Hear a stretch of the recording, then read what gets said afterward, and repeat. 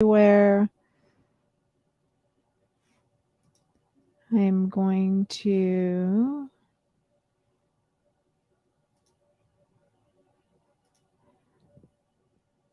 just give me a minute while we make sure everything is set up.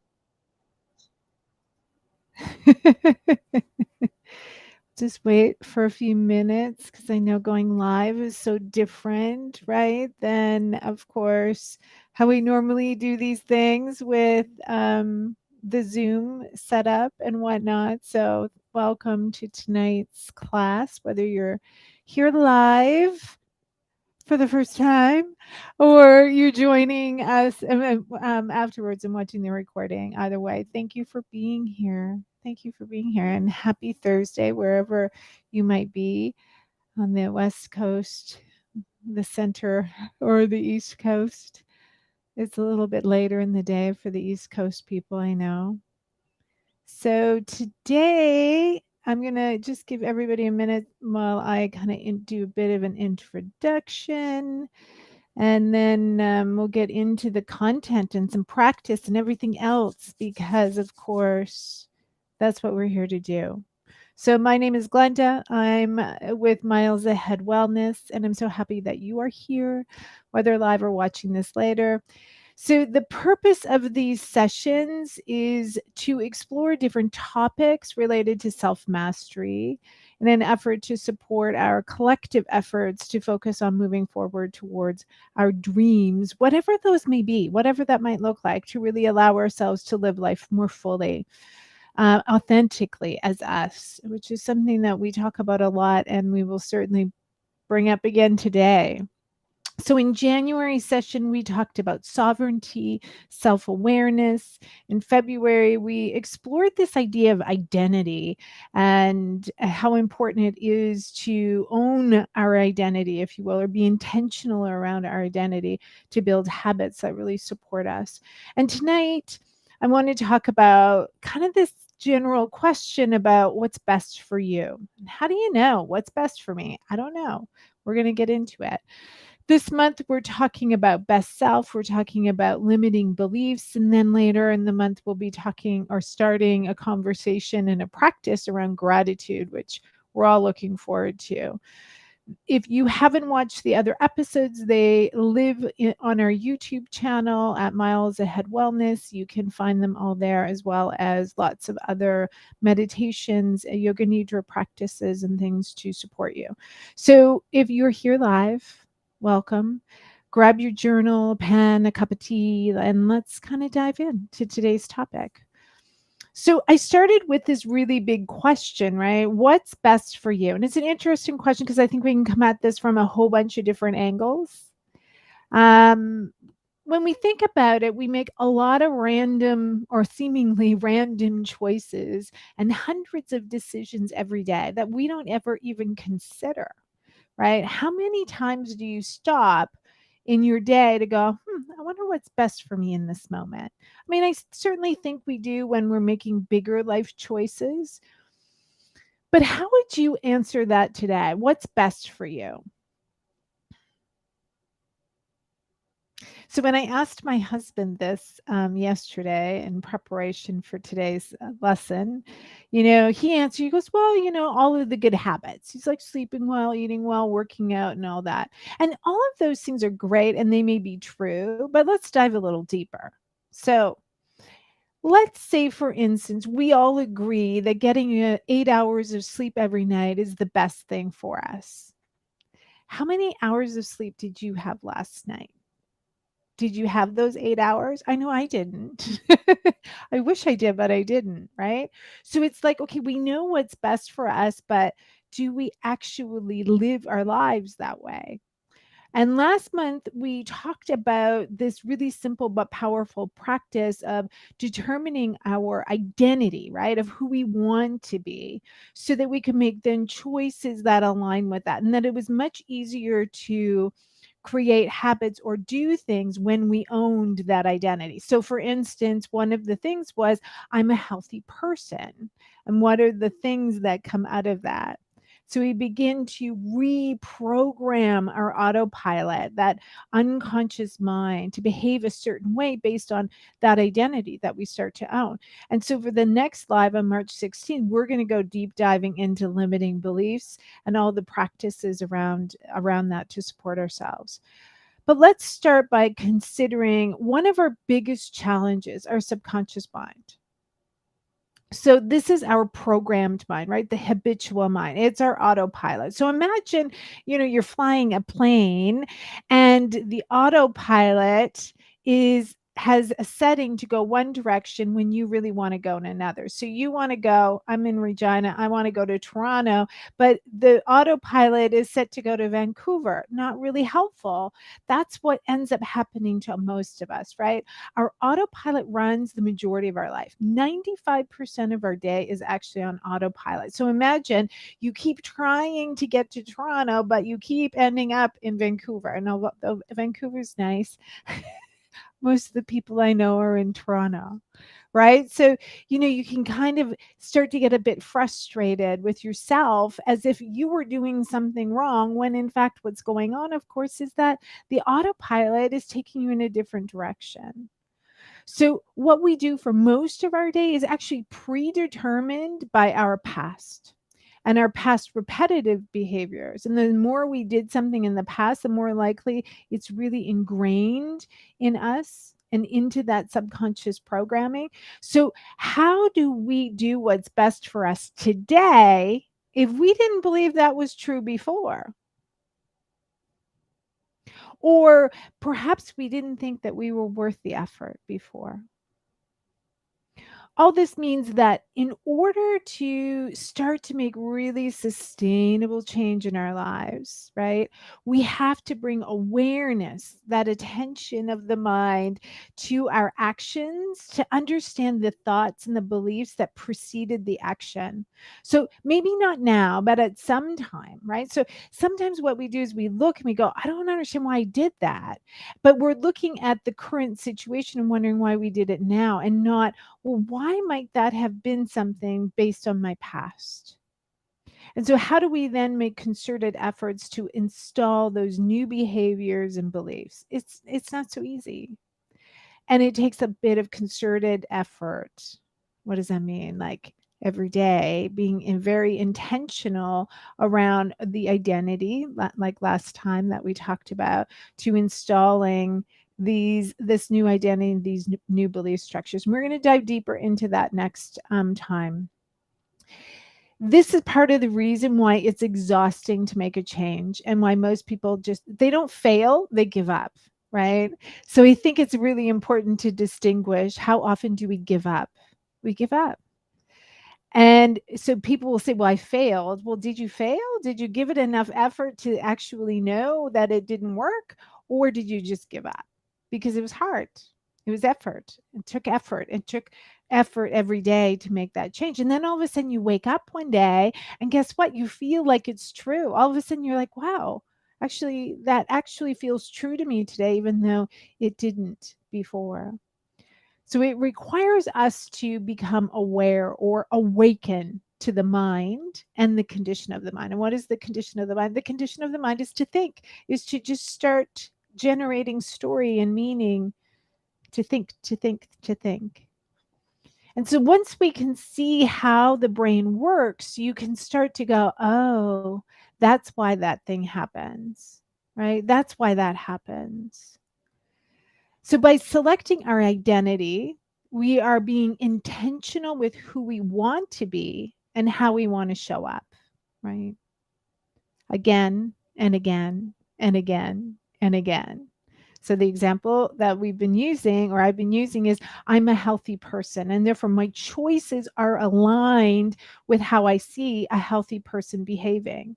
So this requires us to really start to dive into the question of values, our strengths, our gifts, and of course, context matters, right?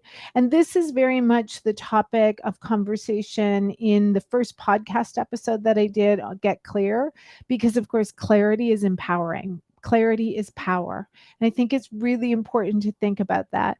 The more we are crystal clear on who we are, our values, our strengths, our gifts, all of a sudden we start to see those limiting beliefs in a much different way. And as soon as we become clear about it, we realize, I have power over this. I can change this. I can change this limitation and no longer make it a limitation. So it's helpful to know our conditioning, which we will dive into next time. You know, many of our beliefs come from our family, society. I mean, think about the role of gender roles, and our concepts around gender, which are just concepts. They are just something that we've all unconsciously agreed to in some way, shape, or form. And as that is changing in the world, so are the belief structures around that. And we're seeing that more and more, and the importance of that. So the more we can become aware of our subconscious through self-awareness and monitoring our behaviors, the more we're able to rewrite those scripts that hold us back from living our life more fully, more unapologetically, and that we can act upon what's best for us. So I often think about this from this concept of the line, as it is above, so it is below. What does that mean? It's kind of like this macro, micro, and the relationship between these two things. So our lives, the micro, are an essential part of the whole of the macro. And the vitality, or the health of the health and vitality of the whole is made up of each and every one of us. Right. So individually, we are impacted by the whole, and the whole is basically a collection of all of us.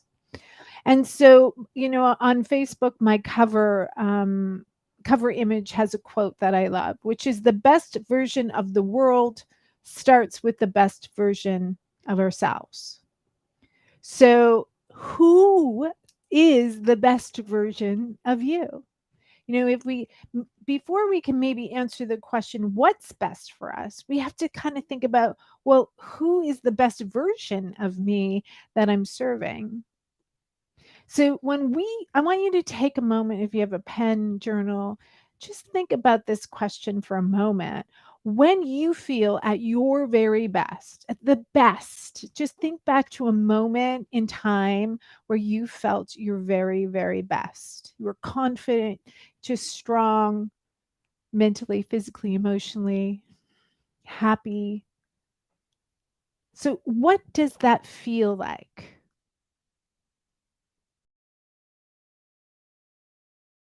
What are you doing?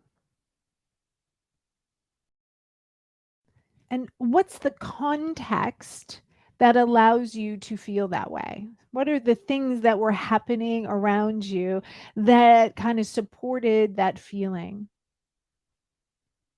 So we can start to see that there's some elements, if you will, that have kind of created this situation that has allowed you to feel this best version of you.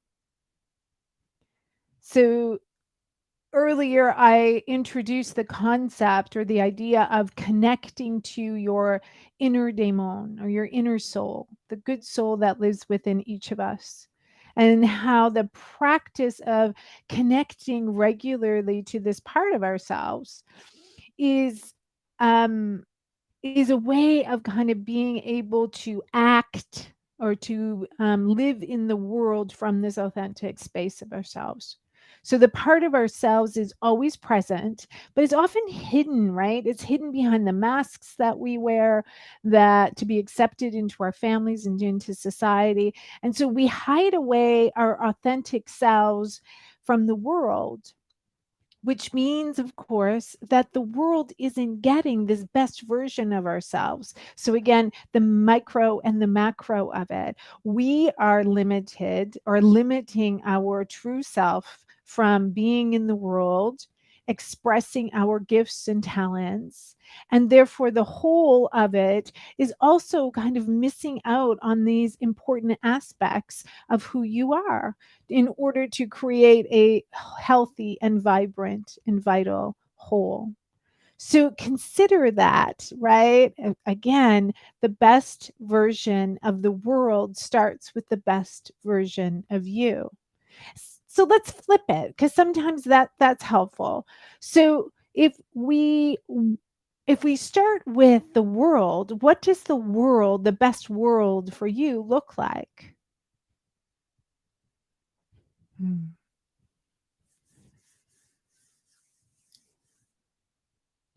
And as you think about that, then what does it require of you to show up? So, part of the importance of developing a contemplative practice or a mindfulness practice is that we can make note of our inner world, the feelings, the sensation, the reactions, the urges, and all of the rest of it.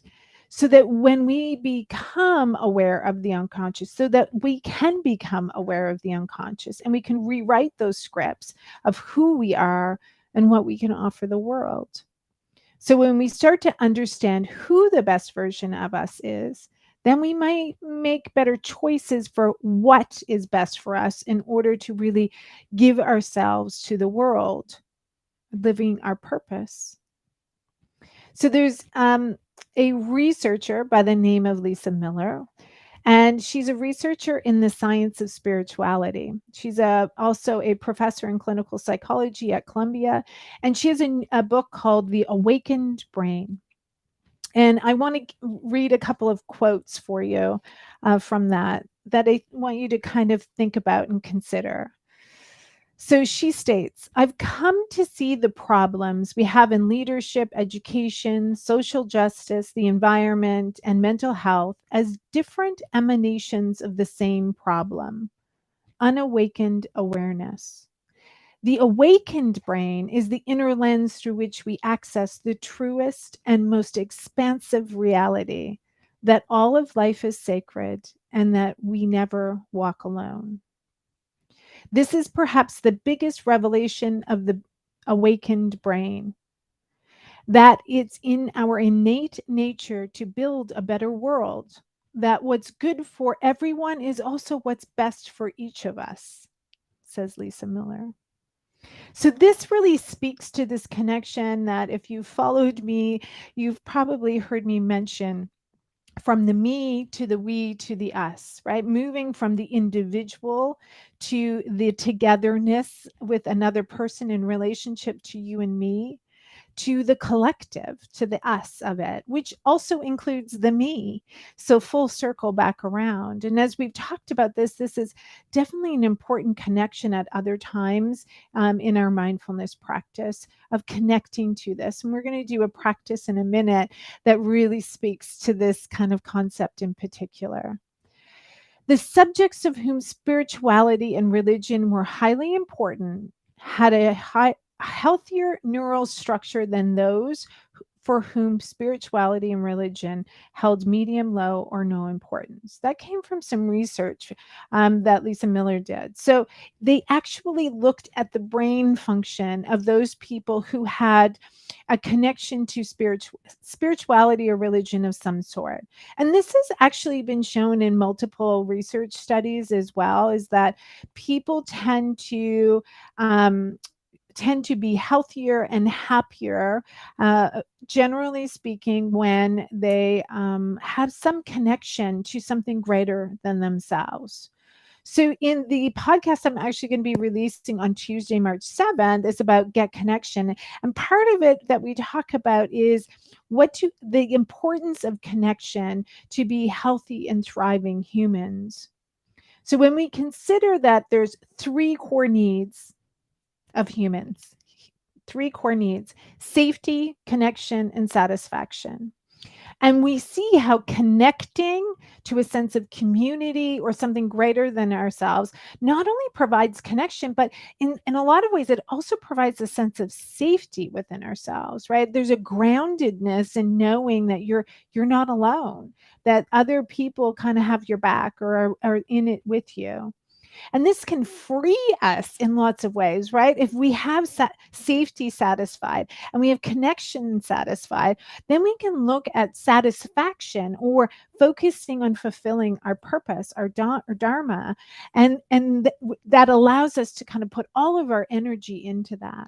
So true connection is intimacy, which is the ability to allow someone to fully see us. Again, that authenticity, that best version of ourselves, our inner daimon. So, spiritual connection doesn't just mean, of course, religious affiliation. And I know for a lot of people, there's still a lot of trauma histories and abuse of power in these structures from the power structures, because of course humans fill those entities, right? And humans are very fallible, but it's the essence of the message within it. And almost all religions is about that we're all connected, that we are all divine beings, if you will, or spiritual beings having a human experience. We're in this body, but we are within us a spiritual essence. So of some whatever kind. So for some people that may be a higher power, higher self, higher thinking, whatever that might be for you. Please insert whatever word feels good for you. Okay. So, again, if we start from the us or the collective, we start to see how the world outside of us is shaped by our inner world, whether through intentional awareness or shadowy unconscious reactions to things, which is again 95% of us are kind of running our day that way, which may not be healthy or good. Can we begin to see how when we heal ourselves, we heal the world and vice versa? So, for some people, they have a harder time connecting internally to this best version of themselves. So, maybe instead begin with connecting to the best version of the world around you, and then how you can play that role that I mentioned earlier. And what does that look like for you? Commitment to the process of connecting to your inner daimon, right? Building your identity of self, capital S self, that is inspiring and affirmative, and building habits that reflect it takes effort and a lot of recommitment. It's like a daily affirmation every day of recommitting to the identity that you want, keeping in mind that we're reprogramming a brain that, depending on how old you are, has repeated that pattern for a great many years. That doing it for 3 days is not going to be sufficient to override that programming that may have been 10, 20, 30, 40, 50 years. So, as you connect to the part of you that feels like your best self, what does it suggest you do? How does it answer the question, what's best for you right now? And what is the one action that you can commit to doing right now that feels good? Maybe write it out and recommit to it every day for the next little while, and just see, notice, have the experience of it for yourself, of what it feels like to recommit to something that's positive and affirmative, that's coming from this best version of you. Okay, so let's practice together. So we've been talking about this me to we to us, right? This connection of the macro and the micro, and connecting to this best version of ourselves. And the practice that just came to mind immediately was, and one of my favorite practices is loving kindness meditation, or a metta bhavana prayer or meditation. And so I invite you to join me. This will be with, of course, 3 parts for those who maybe have never done this meditation. I will say each line and you can repeat it to yourself. And we will go through three kind of stanzas. The first one is I.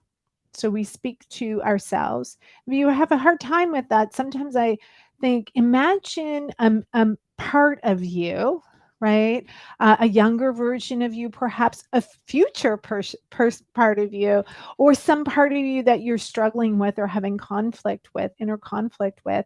Imagine that part of you sitting in front of you. The second is the you of this. So we're offering it to someone, an individual or a group of people in our lives. It could be someone that we're having struggle with. It could just be someone that we love and care for, and offering this to them. And then the third is the collective. Now, the collective can be lots of things. It could be a group of people. It could be your city, your community, and it could be all sentient beings. So, whatever that kind of looks like for you today, imagine that as I walk you through it. So, find a comfortable seat, whatever that looks like for you today. I always think strong back and soft belly, as my teacher taught me. We want to be able to breathe. So, we want some good posture right now. You have a choice, whatever feels comfortable for you. You can, of course, close your eyes and allow your full attention to turn inward. Or if that doesn't feel safe or comfortable for you, just lower your gaze. Lower your gaze like 9/10 shut and lower it down to some place in front of you.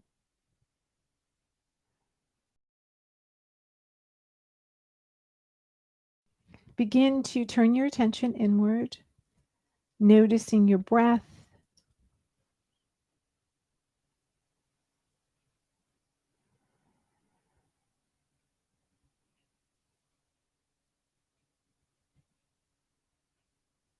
As we do so, you might notice that it slows down and deepens.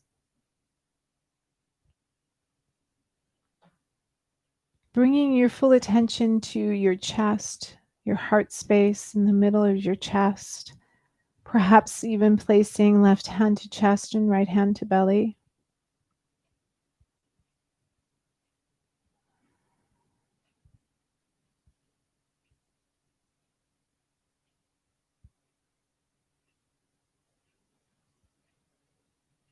As I say each line, you can repeat it to yourself. May I be happy. May I be healthy. May I be free of suffering. May I be free of mental anxiety. May I live in peace. May my life be blessed with ease.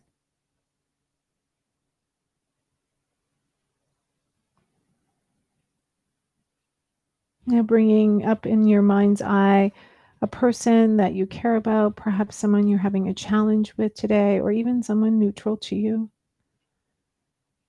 Imagining someone who might need this in this moment in your life.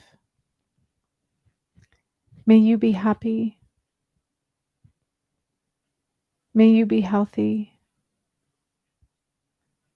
May you be free of suffering. May you be free of mental anxiety. May you live in peace.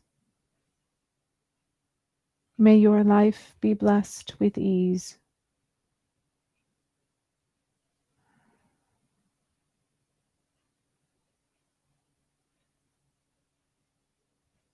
Imagining now, of course, all sentient beings or a group of people that you feel connected to, or that you wish to send this loving metta out to. May we be happy. May we be healthy. May we be free of suffering. May we be free of mental anxiety. May we live in peace. May our lives be blessed with ease.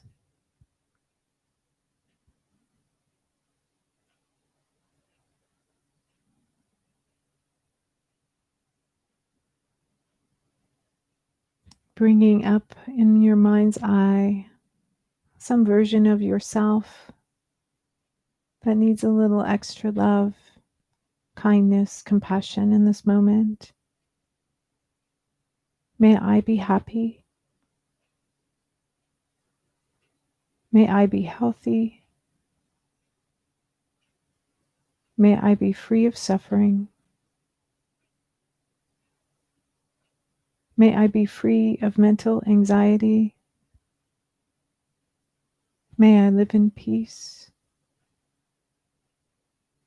May my life be blessed with ease.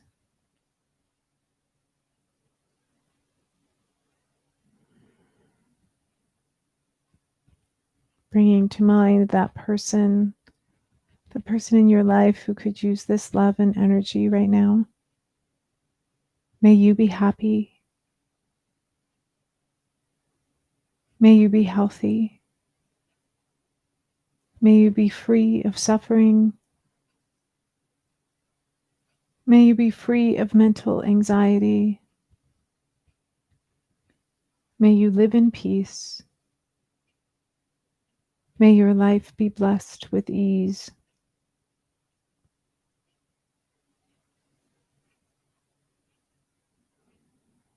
Connecting to all beings, imagining yourself in a circle with all of the people connected.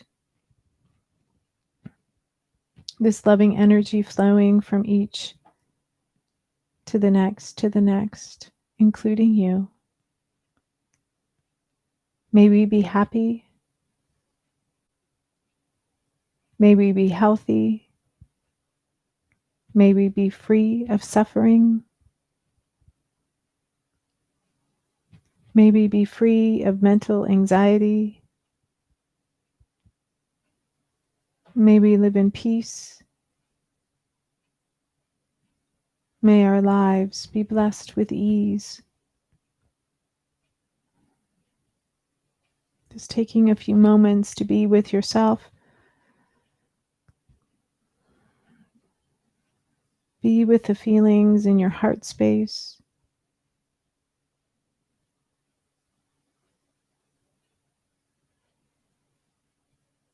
Being with the loving kindness that you've generated.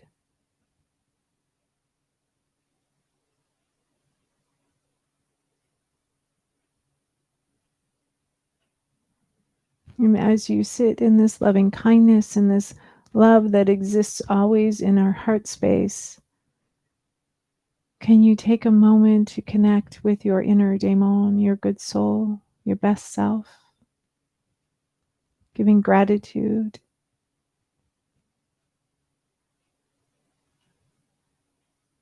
allowing any messages to just flow freely towards you.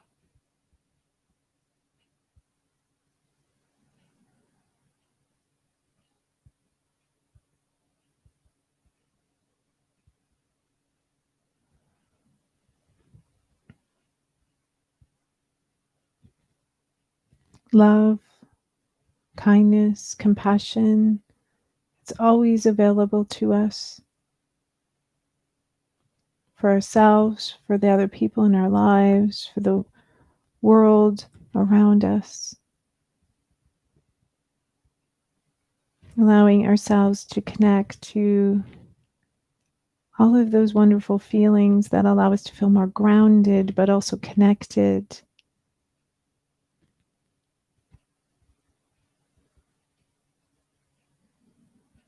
What's best for me is also what's best for us.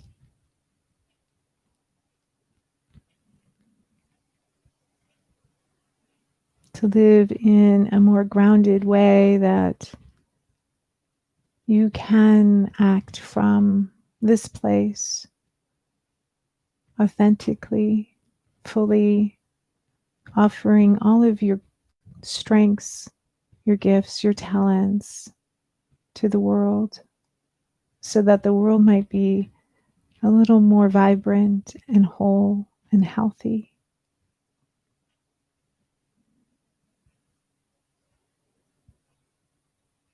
And with that, I thank you.